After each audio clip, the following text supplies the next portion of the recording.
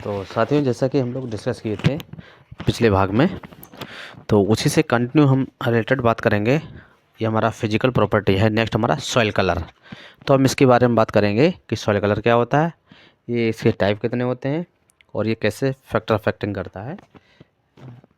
तो हम एक एक को विस्तृत रूप से चर्चा करेंगे बहुत ही सरल शब्दों में। तो बात करते हैं सॉइल कलर के बारे में, देखते हैं। तो soil colour provide the valuable information regarding the soil condition and properties of soil यानी मिट्टी का जो कलर होता है वह किसको प्रोवाइड करता है, मिट्टी के गुणों के बारे में बहुमूल्य जानकारी प्रदान करता है। तो ध्यान रखेंगे, कंटिन्यू देखेंगे। फॉर एग्जाम्पल के तौर पे, उदाहरण के तौर पे देख लेते हैं।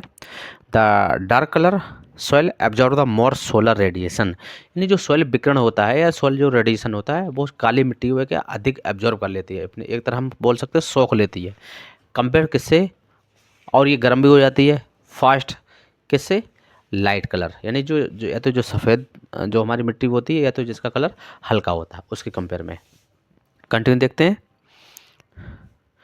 The colour is also use for classification and interpretation and description of the soil profile. और ये मिट्टी का जो रंग होता है ये किसको, मिट्टी के वर्गीकरण में सहायक होता है और उसके प्रोफाइल की व्याख्या में वर्गीकरण होता है, उसके विपणन के लिए भी क्या है, बेनिफिट होता है क्या हमारा सॉइल कलर। कंटिन्यू देखते हैं।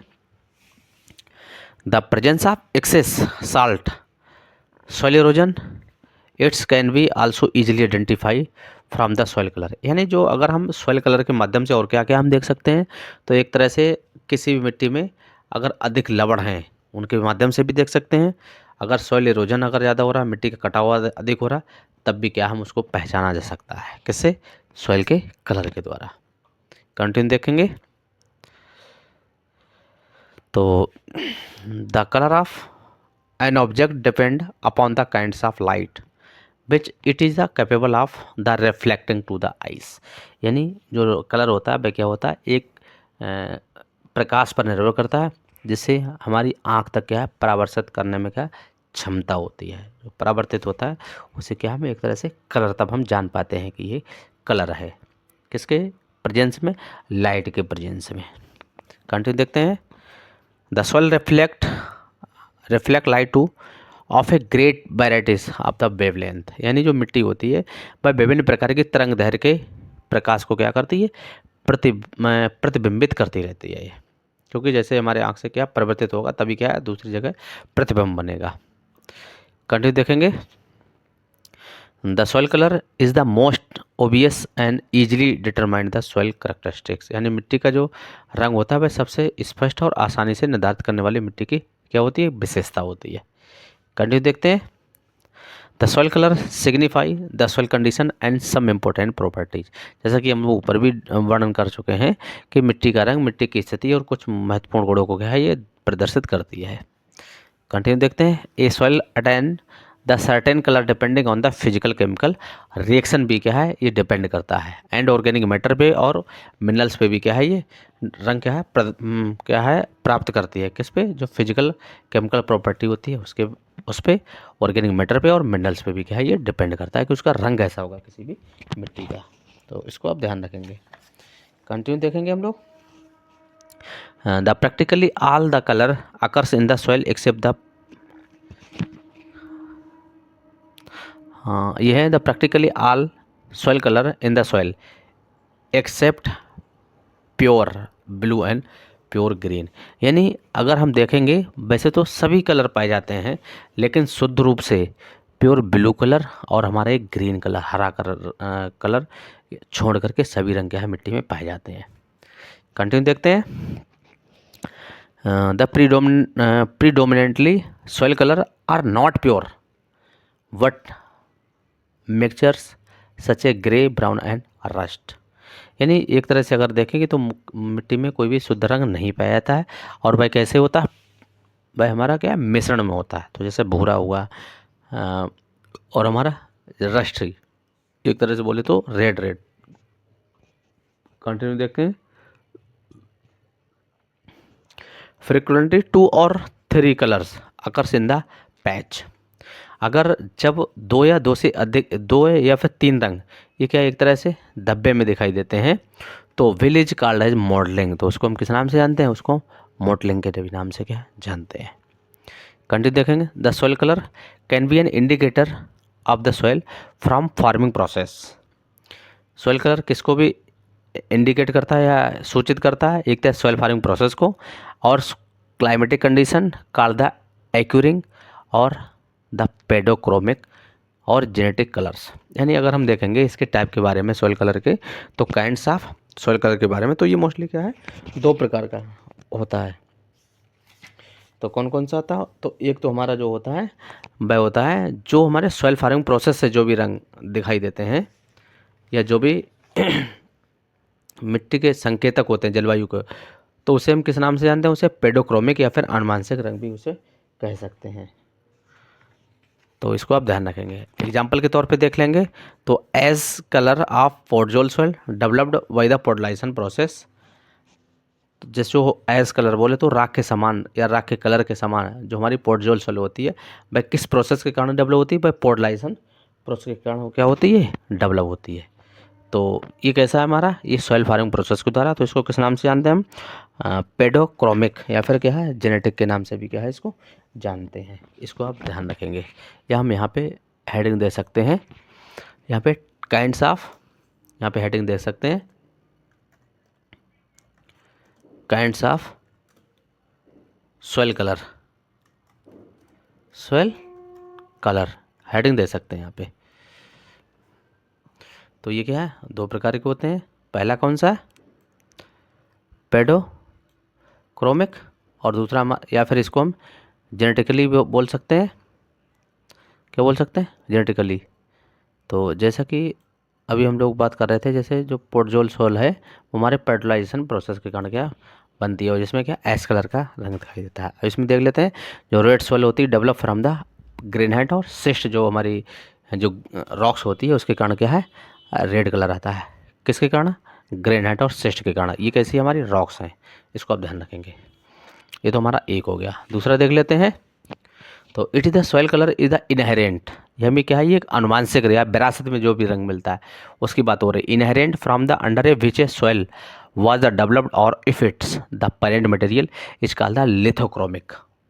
इसको क्या कर रहे थे, ध्यान रखेंगे, इसे हम जो बोल रहे थे वो बोल रहे थे पेडोक्रोमिक, यानी जो पेडोलाइजेशन प्रोसेस के कारण बनती है उसे पेडोक्रोमिक बोलते हैं, और जो इनहेरेंट पेरेंट मटेरियल के कारण बनती है उसे हम लिथोक्रोमिक बोलते हैं कलर। इसको आप ध्यान रखेंगे।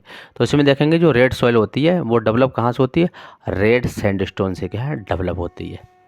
तो इसको भी आप ध्यान रखिएगा, जो कि क्या है बहुत ही ज़रूरी। तो ये दो प्रकार से हो जाएंगे हमारे।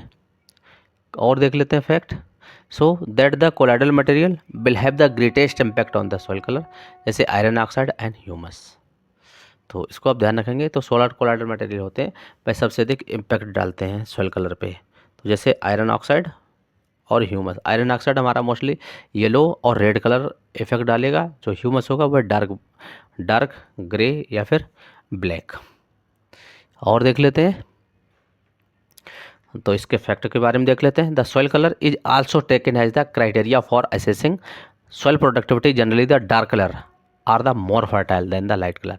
यानी सेंस ये है कि जो ब्लैक कलर होता है या जो डार्क कलर होता है वह मोस्टली जो प्रोडक्टिव सॉइल होती है उसमें पाया जाता है कंपेयर टू लाइट कलर के अपेक्षा।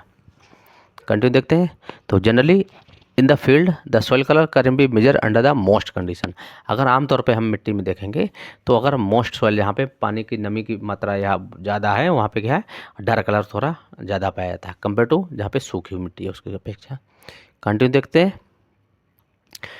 Generally fine texture soil are dark in the colour than the coarse texture soil. यानी जो जहाँ पे महीन मिट्टी होती है वहाँ पे क्या है जो कलर होता है वह भी कैसा होता है डार्क होता है कंपेयर टू जहाँ पे मोटी आकार कड़ाकार वाली मिट्टी होती है। तो एक बार इसका सीक्वेंस देख लेते हैं, ये बहुत ज़रूरी है। तो देख लेते हैं, the sequence of decreasing the productivity of the soil with the soil order. यानी अगर हम देखेंगे सॉइल ऑर्डर में तो क्या है एक तरह से हम घटते हुए क्रम में देखेंगे तो सबसे अधिक किस्म की जो फर्टिलिटी होगी या उर्वरता होगी वह हमारी होगी ब्लैक कलर की। ब्लैक सॉइल की, तो ब्लैक सॉइल देखेंगे तो मोर फर्टाइल, उसके बाद हमारा ब्राउन सॉइल होगी, उसके बाद रस्टी ब्राउन सॉइल होगी, उसके बाद ग्रे ब्राउन सॉइल होगी, उसके बाद रेड सॉइल होगी, उसके बाद होगी हमारा ग्रे सॉइल, और उसके बाद होगा हमारा येलो सॉइल, और लास्ट में हमारा आता है वाइट सॉइल, जो कि हमारा सबसे कम फर्टाइल होता है, या बोले तो लेस फर्टाइल होती है।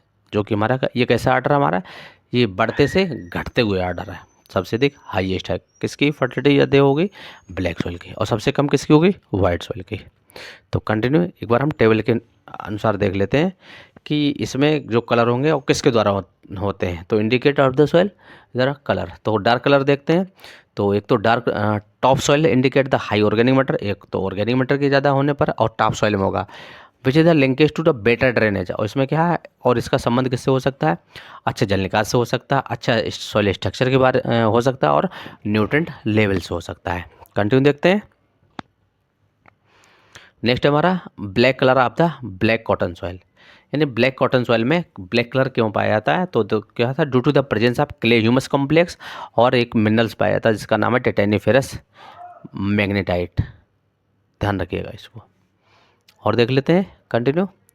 तो black and dark grey colour, तो ये किसके कारण होता है, तो various from the black to dark grey colours of the soil are the mainly due to the organic matter. ये किसके कारण पाया जाता है, ये मोस्टली ऑर्गेनिक के द्वारा पाया जाता है, इसको ध्यान रखेंगे। उसके बाद रेड ब्राउन और ऑरेंज, तो इसमें देखेंगे तो गुड ड्रेनेज वेल एरेटेड, जहाँ पे अच्छी भूमि होती है और जहाँ पे जल निकास अच्छा होता है वहाँ पे ये क्या है, मोस्टली पाया जाता है। कंटिन्यू देखेंगे तो dull yellow and wet blue models, तो ये कहाँ, जहाँ सीजनल ड्रेनेज प्रॉब्लम होती है वहाँ पे क्या है, ऐसा कलर पाया जाता है। उसके बाद है ग्रे, तो जहाँ पे पुअर ड्रेनेज यानी जल निकास की समस्या रहती है वहाँ पे क्या है, ग्रे कलर रहता है। वाइट, तो जहाँ पे क्वार्टज की मात्रा ज़्यादा होगी, क्वार्टज हमारा क्या है, एक प्राइमरी मिनरल्स है, तो जिसमें क्वार्टज की मात्रा ज़्यादा होगी वहाँ पे क्या है, वाइट कलर पाया जाता है। उसके बाद देखेंगे ब्लू ग्रीन कलर देखेंगे तो ये रिड्यूस आयरन जहाँ पे होगा, या हम बोल सकते हैं Fe प्लस प्लस प्लस, जहाँ पे होगा वहाँ पे क्या है, ब्लू ग्रीन कलर पाया जाएगा। तो उस तरह से ये भी आप देख सकते हैं, लेकिन जो ज़रूरी है उसको हम लोग डिस्कस करेंगे। उसके बाद है मॉटलिंग कलर, तो मॉटलिंग कलर, तो mottling in the soil indicate the alternative oxidising, यानी एक बार क्या होता है मिट्टी क्या है ऑक्सीडाइज, यानी वहाँ पे क्या है ऑक्सीजन की प्रेजेंस रहता है, दूसरी बार क्या है रिड्यूस कंडीशन में, यानी जल भराव की कंडीशन में।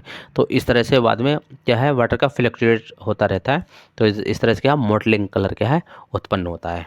कंटिन्यू देखेंगे।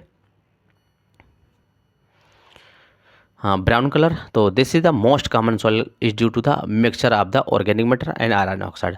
तो ब्राउन कलर कहाँ पे पाया जाएगा, जहाँ पे ऑर्गेनिक मैटर और आयरन ऑक्साइड दोनों पाए जाते हैं वहाँ पे। कंटिन्यू देखते हैं। The blue colour of the soil, तो iron is found the ferrous, यहाँ पे क्या एफ 2+ फॉर्म में पाया जाएगा, वहाँ पे blue colour of the soil पाया जाएगा। उसके बाद है ब्लू सैंड ग्रीनिश कलर, तो ये कहाँ पे पाया जाएगा, तो ये जहाँ पे पाया जाएगा due the presence of ferrous compound, यहाँ पे फेरस कंपाउंड होता है, और the reducing condition occurs in the ill drainage, यहाँ जहाँ पे ड्रेनेज कंडीशन क्या बहुत ही पुअर होती है, उस कंडीशन में क्या है, और किसकी उपस्थिति होनी चाहिए, फेरस की। आप ध्यान रखिए Fe++ की होगी, तभी क्या है ये ब्लू एंड ग्रीनिश कलर बनता है वहाँ पे। तो इस तरह से देखते हैं brick red soil of the laterite soil में, तो ब्रिक रेड कलर कैसे बनता है, तो इसमें silica is deposit in the B horizon, यानी जो सिल्का होती है भाई क्या नीचे आ जाती है बी संस्तर में, और सेस्क्यू ऑक्साइड बोले तो FeNaL का ऑक्साइड ये हमारी क्या ए संस्तर में क्या रह जाता है। तो ध्यान रखेंगे। कंटिन्यू देखेंगे the black colour of the sodic soil, यानी सोडिक सॉइल में ब्लैक कलर किसके कारण बनता है, तो high concentration of sodium nitrate, यानी जो सोडियम का नाइट्रेट होता है वह ज़्यादा होने से क्या होता है, जो सोडियम होता है और सोडियम कार्बोनेट के साथ ऑर्गेनिक मैटर की जब क्रिया होती है तो वह क्या है रिएक्ट करके ऊपर क्या है ऊपर एक तरह से सरफेस पे आ जाता है। तो जब सरफेस पे आता है तो पैच मान लो धब्बे पड़ जाते हैं, जो जिससे हमको क्या है ब्लैक कलर की सोडिक सॉइल हमको दिखाई देती है, इसलिए हम स्पॉटेड सॉइल भी कहते हैं। देखते हैं आगे white colour of the saline soil. Saline soil में वाइट कलर किसके कारण होता है, तो high concentration of sulphate of chloride and sodium के कारण होता है। कंटिन्यू देखेंगे। वाइट कलर तो सिल्का एंड लाइम की जनरली क्या है इसमें अधिकता होती है।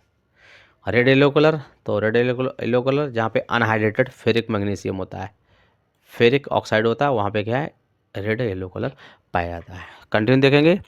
The factor affecting of the soil colour, soil मिट्टी को प्रभावित करने वाले कारक कौन कौन से हैं। तो पहला देख लेते हैं, पहला है हमारा कारक मिनरल्स, मिनरल मैटर या फिर कंपोजिशन ऑफ सॉइल। तो इसमें देख लेते हैं the presence of manganese manganese oxide oxide impart the black colour, यानी जो मैग्नीज होता है वह क्या है, ब्लैक कलर को देता है, जबकि जो ग्लूकोनाइट होता है वह किसको देता है, वह ग्रीन कलर को देता है। आप ध्यान रखेंगे, ग्लूकोनाइट किसको देता है, ग्रीन कलर को। कंटिन्यू देखेंगे।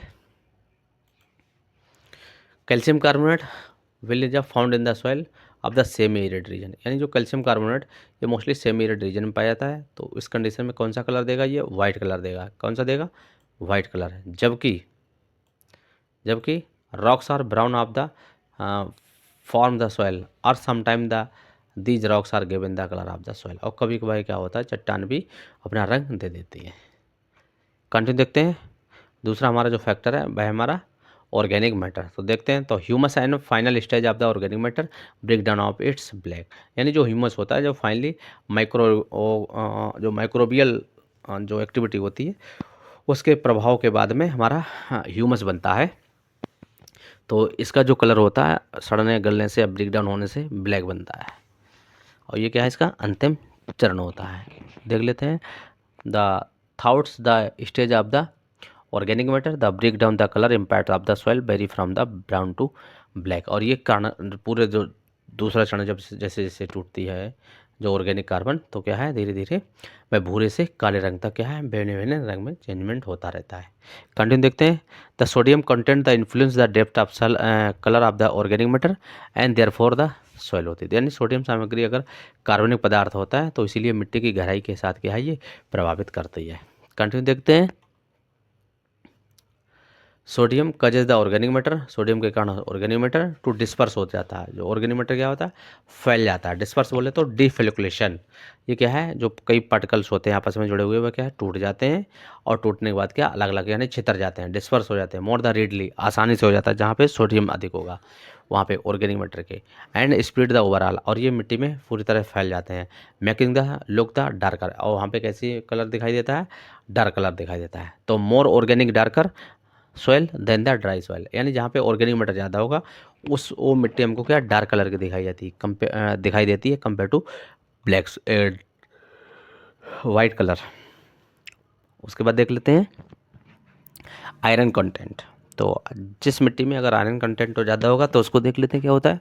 तो red soil red yellow grey and bluish grey colour is mostly related to the extent of the oxidation and hydration and diffuse of the iron oxide in the soil and result from the iron in the various form, यानी मिट्टी में red yellow भूरा और नीला भूरा रंग ये ज़्यादातर मिट्टी में लोहा अयस्क के ऑक्सीडेशन बोले तो ऑक्सीकरण के कारण होता है और जल योजन के कारण होता है, जो कि क्या है विभिन्न लोहे का क्या है परिणाम है। कंटिन्यू देखते हैं। Under the average condition of the air and moisture, अगर जहाँ पे एयर मॉइस्चर ठीक ठाक होती है वहाँ पे आयरन फॉर्म में येलो ऑक्साइड इम्पाइडिंग है येलो कलर, यानी वहाँ पे क्या है जो येलो कलर देता है कौन, आयरन का oxide. Due to the presence of goethite goethite के कारण क्या है ये मिट्टी में क्या कैसा कलर देता है, कैसा देता है, तो ये देता है हमारा येलो ऑक्साइड। ध्यान रखिएगा कौन, गोएथाइट जो होता है ये, इसकी उपस्थिति में, और कब होगा जब ठीक ठाक एयर और मॉइस्चर दोनों पाई जाती है तब। अब देख लेते हैं बेयर सोइल और वेल ड्रेनेज, जहाँ पे अच्छे जल निकास होता है, एंड अंडर ड्राई कंडीशन, और क्या है सूखा होता है, तब iron form the red oxide, तब रेड कलर आयरन जो होता है वह कैसा कलर देता है, इम्पार्टिंग द रेड कलर। क्यों, क्योंकि उसमें क्या हीमेटाइट पाया जाता है इन द सॉइल में। ध्यान रखेंगे आप लोग, यहाँ ये वाला ये क्वेश्चन पूछा जा चुका है कई बार। कंटिन्यू देखते हैं।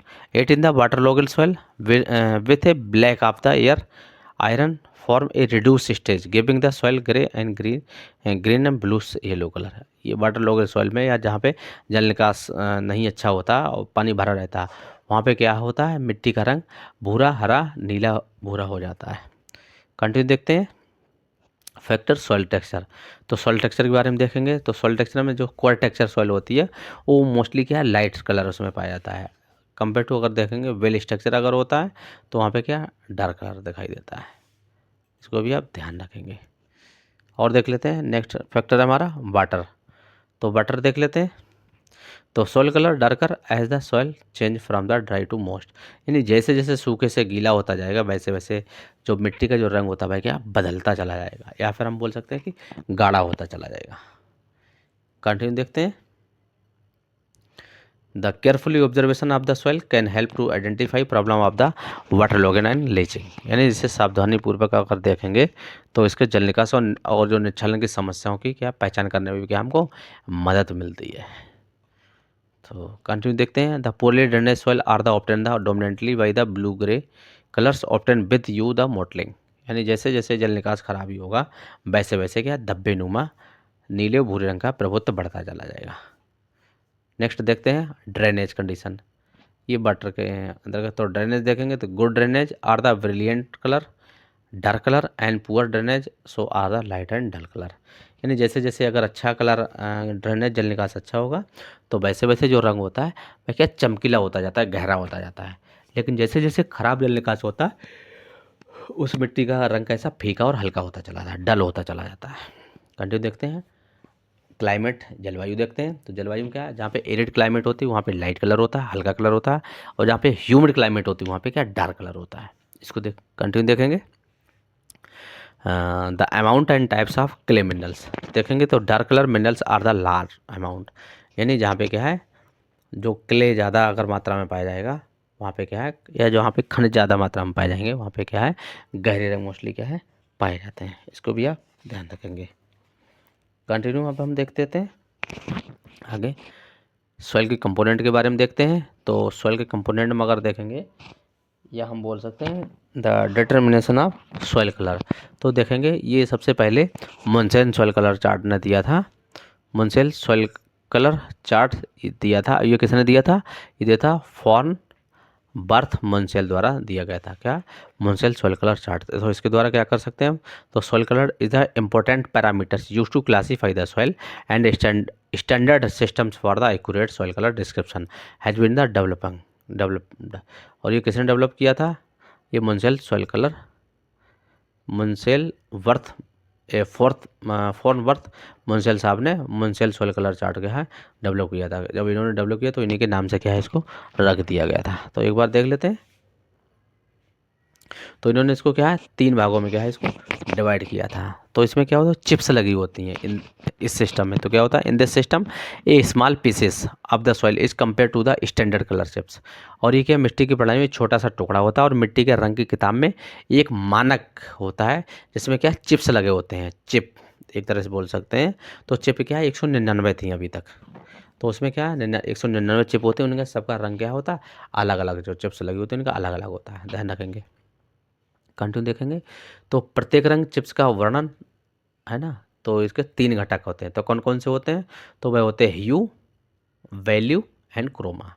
अब हम एक एक की बात करेंगे, देखेंगे इसके डेफिनेशन, और ये बहुत महत्वपूर्ण है, इससे बार बार क्वेश्चन रिपीट होता है तो आप इसको ध्यान रखेंगे। तो देख लेंगे ह्यू के बारे में देख लेंगे। ह्यू क्या होता है, तो it is a denoted the dominant spectral colour. अगर हम देखेंगे तो इसमें जो स्पेक्ट्रल कलर क्या है बहुत ही डोमिनेंट होता है, इसमें ध्यान रखेंगे। जबकि वैल्यू में देखे लेंगे तो वैल्यू में द रिलेटिव लाइटनेस यानी हल्का पाया जाता है और डार्कनेस भी हो सकता है ऑफ ए कलर, और अमाउंट ऑफ रिफ्लेक्टेड लाइट, इसमें क्या जो रिफ्लेक्टेड लाइट होती है उसकी मात्रा के ऊपर क्या है ये निर्भर करता है, कौन वैल्यू, ध्यान रखिए ये वाला।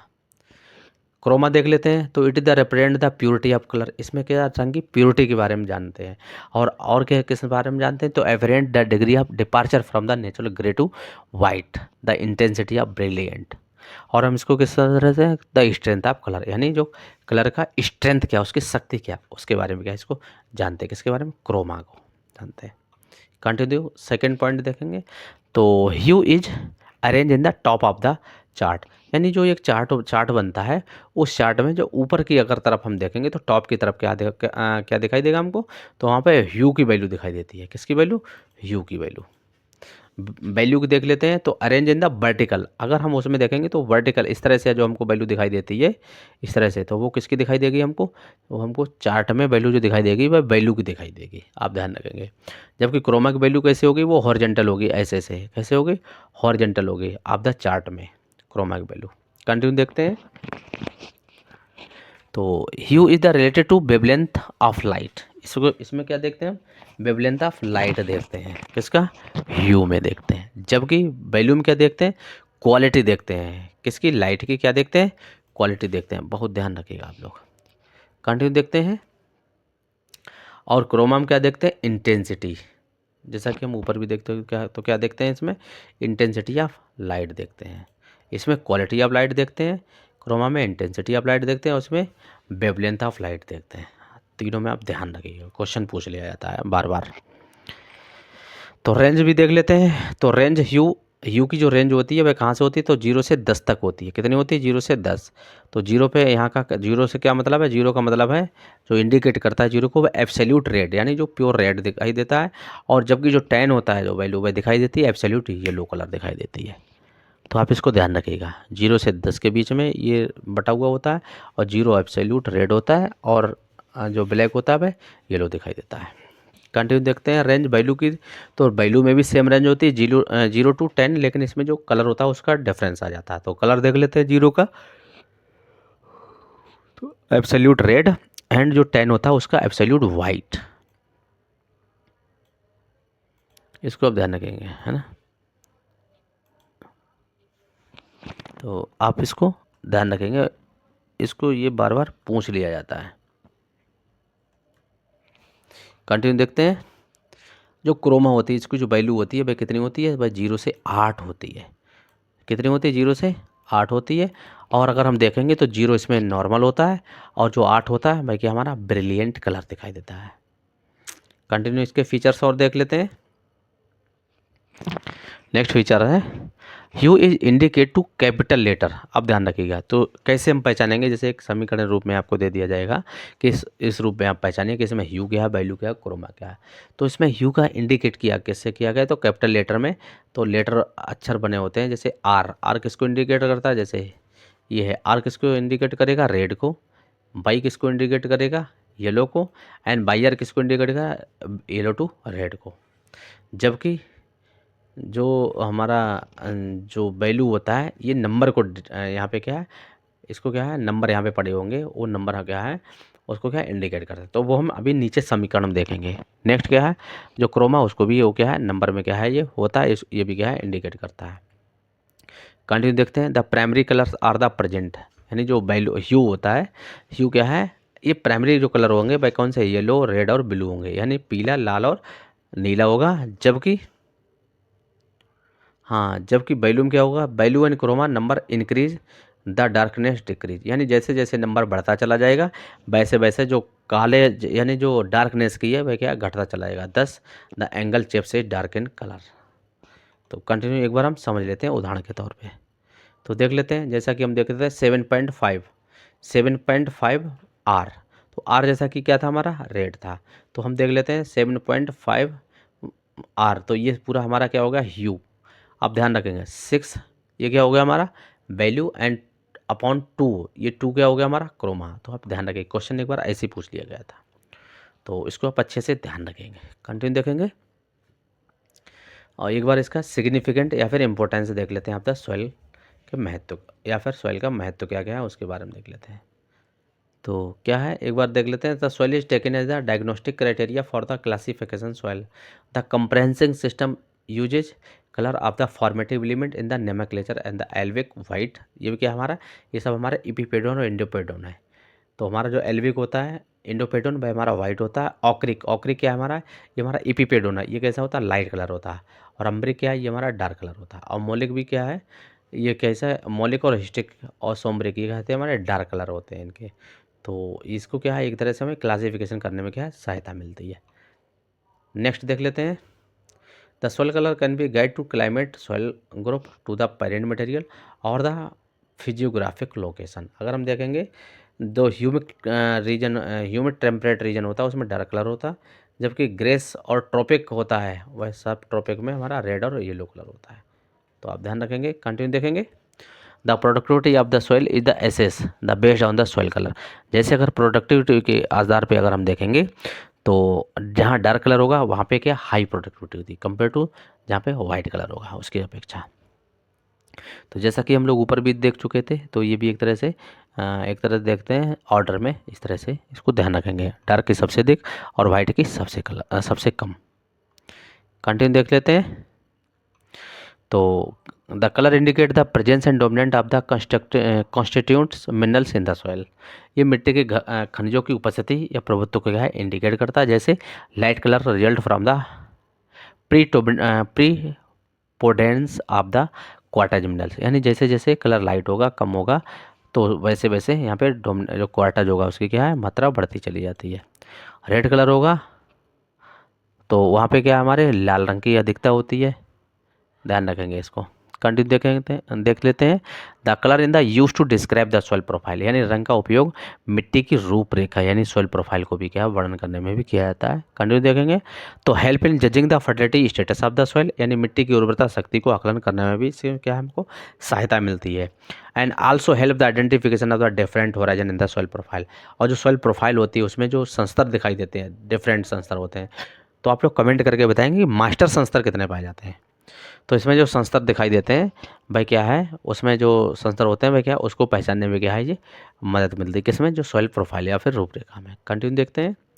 The colour indicate the process involve in the soil formation extent of the leaching and erosion, जैसा कि हम लोग ऊपर बात कर चुके हैं। तो कंटिन्यू देखते हैं। The soil colour is indicate of the presence of excessive salt, ये अत्यधिक जो लवण होते हैं उसको मिट्टी उसको भी क्या है सूचित करते हैं। कंटिन्यू देखेंगे।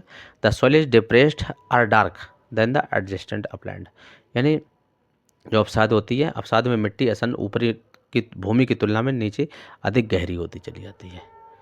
तो कंटिन्यू देखते थे। और लास्ट है आज के हमारा ये चैप्टर का। तो soil derived from the basic rocks are the dark than soil are derive from the acidic rock, यानी जो रॉक्स होती हैं जैसे इग्नियस हो गई है, सेडिमेंट्री हो गई, मेटामॉर्फिक हो गई, तो जैसे जैसे क्या है अगर इसमें बेसिक कलर जो बेसिक हमारी रॉक्स होती हैं यानी जिनका नेचर 7 के आसपास होता है या जिनमें सिलिका की मात्रा कम पाई जाती है, उनका जो कलर होता है वह डार्क काला होता है कंपेयर जिसका जो एसिडिक नेचर की होती है उसकी तुलना में। तो साथियों आज के लिए इतना ही। तो मिलते हैं हम लोग नेक्स्ट लेक्चर में नेक्स्ट वीडियो के साथ। तब तक के लिए जय हिंद।